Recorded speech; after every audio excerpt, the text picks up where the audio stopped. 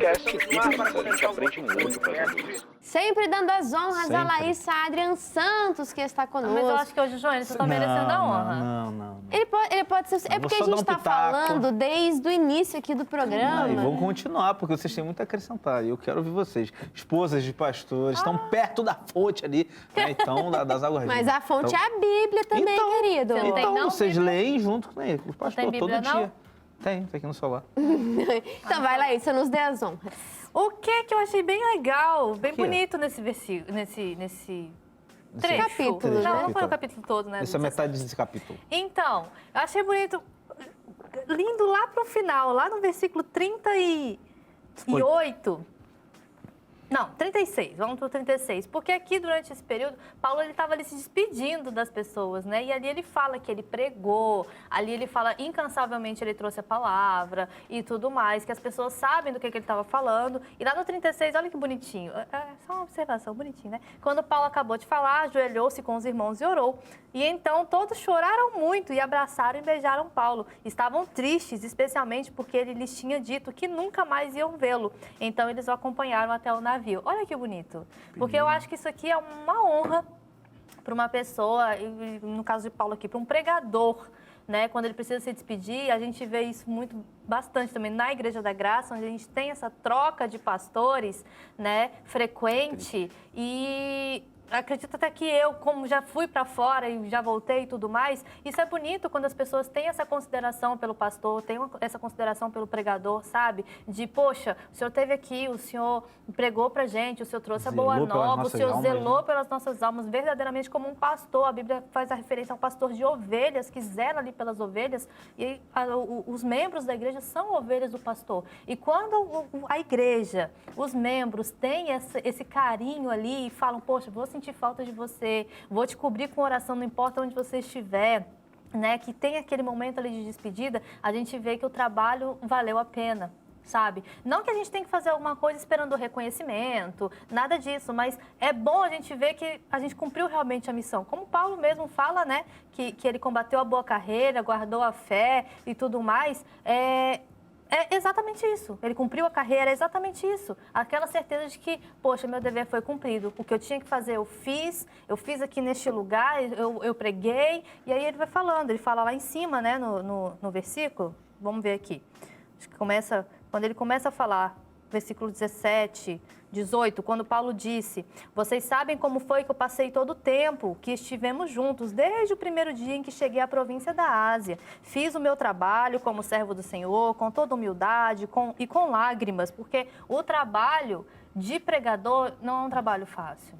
Tem muitas pessoas que falam assim, mas é tão simples, é você subir ali no altar, você falar e depois você desce, mas não é isso. Existem sim pessoas que sobem vazias e passam palavras vazias, existem, mas o trabalho do verdadeiro pregador é realmente isso aqui, é semeado com lágrimas, trabalha depois, sabe? Né? É semeado com lágrimas e Paulo mostrou isso pra gente, né?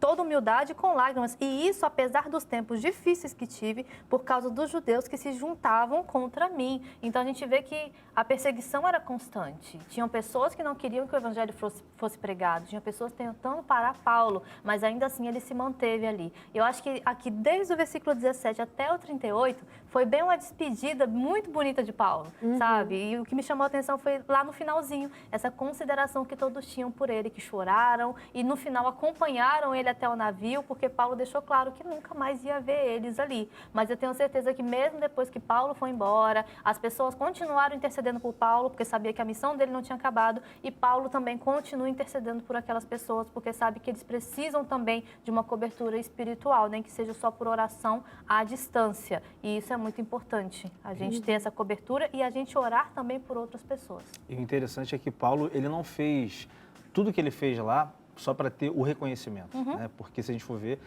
muitas pessoas querem estar ali na frente pregando, almejam um título, porque querem justamente esse reconhecimento. Sim. Não, estou fazendo, mas lá no fundo tem aquele desejo de ser admirado, sabe? De ser aplaudido. E a gente vê que Paulo, ele não queria nada disso. Tem um versículo aqui que eu lembro que esse versículo eu tinha até na minha Bíblia, eu tenho na minha Bíblia, e quando eu era líder jovem, ele falava muito no meu coração, que é no versículo 28, que fala assim, mas em nada tenho a minha vida por preciosa, contanto que eu com alegria a minha carreira e o ministério que recebi do Senhor Jesus para dar testemunho do Evangelho da graça de Deus. Esse versículo, ele é tão forte porque mostra que Paulo, ele sabia qual era a missão dele e ele é como se ele abdicasse da própria vida para dar a importância para a missão que Deus deu para ele. Então, ele não era apegado aos dons que ele tinha, ao conhecimento que ele tinha como pessoa, até o trabalho que ele fazia, porque ele trabalhava muito. Né? Sim. E ele não exaltava isso, ele botava sempre a missão que Deus tem para ele, Deus tinha para ele ali, como em primeiro lugar. E a gente vê os frutos de Paulo, que até hoje a gente colhe, nós somos frutos, a parte doutrinária da igreja, né? Está tudo ali. Só isso tudo. Imagina só isso tudo. A gente pergunta, e se ele tivesse deixado isso entrar no coração dele, se ele tivesse contaminado, se ele tivesse parado. Orgulho, eu sabe? faço, eu posso, eu consigo, a glória é minha. Eu preguei para tantos e tantos se converteram. E hoje pessoas que têm, não faz 1% do que ele fez, e o coração se ensoberbece, sabe? Então a gente tem que tomar muito cuidado. Você que é pastor, você que exerce algum cargo de liderança, você que de alguma forma aparece, mesmo que não apareça para muitas, mas de alguma forma aparece. Não deixa isso sujar seu coração e dominar você, tirando o teu foco daquilo que Deus ele quer para você. Né? Sim. Voltando um pouquinho do versículo que você leu, eu também achei muito forte esse versículo 24, mas eu queria ler desde o 22, que diz assim: "E agora, eis que, ligado eu pelo Espírito, vou para Jerusalém, não sabendo o que lá me há de acontecer." E aí no 23, "senão o que o Espírito Santo de cidade em cidade me revela, dizendo que me esperam prisões e tribulações." Olha que situação que o apóstolo Paulo estava. Já sabia o que vinha pela frente. Se despedindo de todos que o acompanhavam, que tinham esse carinho, como a Laísa trouxe, mas o que ele não sabia o que ia acontecer, mas que teria prisões e teria tribulações.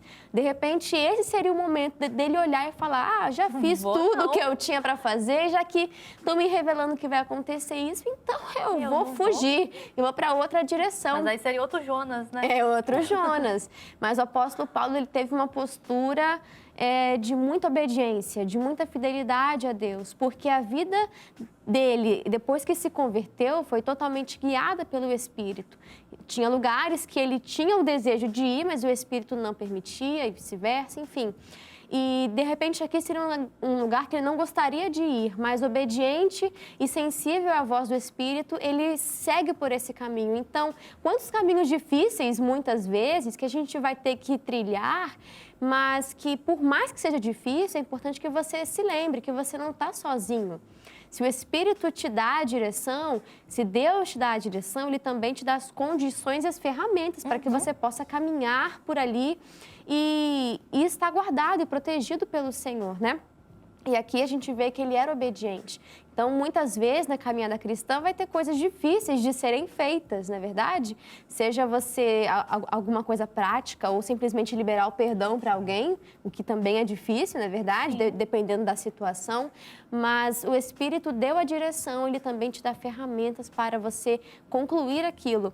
E aí, no versículo 24 que o Joe trouxe, né? "Não tenho em nada a minha vida como preciosa." A gente vê que ele vivia realmente 100% em prol dos interesses do reino de Deus, em prol das pessoas. E aí também me chamou a atenção nisso, a respeito do quanto nós nos doamos para os outros. E às vezes é muito pouco o que a gente faz. A gente poderia estar fazendo mais, investindo tempo, muitas vezes emprestando os ouvidos, porque lendo assim, eu até me lembrei de pessoas, às vezes, que você vai atender, e você já deu a palavra, às vezes, várias vezes, mas a pessoa, ela quer ser ouvida também, sabe? Então, às vezes, também tem esses casos e a gente não empresta os ouvidos. Tem uma irmã que ela me conta a mesma história 10 vezes e eu já estou pronta para ouvir a próxima também. Pode me contar que os meus ouvidos estão abertos aqui, porque eu puder ajudar, a gente vai fazer isso. Então, é dedicar o nosso tempo, a nossa atenção, as habilidades que nós temos. O que a gente tem feito para abençoar o outro?